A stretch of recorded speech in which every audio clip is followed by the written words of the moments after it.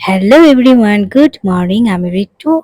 আর সকালবেলায় dry fruits আর গরম জল নিয়ে তোমাদের সামনে হাজির হয়ে গেছি। জানো তো আজকে কোর্ট যেতে হবে। তো আমার না ঘুম থেকে উঠতে অনেকটা লেট হয়ে গিয়েছিল।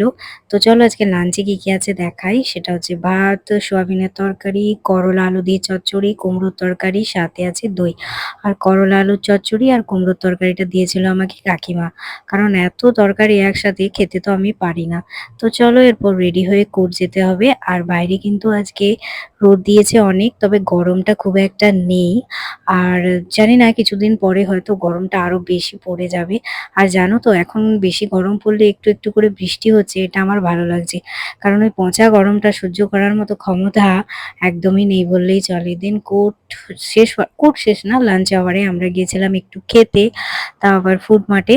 তো সেখানে এই যে আমি, সুষমা আর মৌ আমরা গিয়েছিলাম খেতে। তো আমি নিয়েছিলাম মাশরুম, আর সাথে নিয়েছিলাম বাটার নান, আর ওরা নিয়েছিল চিকেন টিক্কা বাটার মশালা, আর সাথে ছিল নান।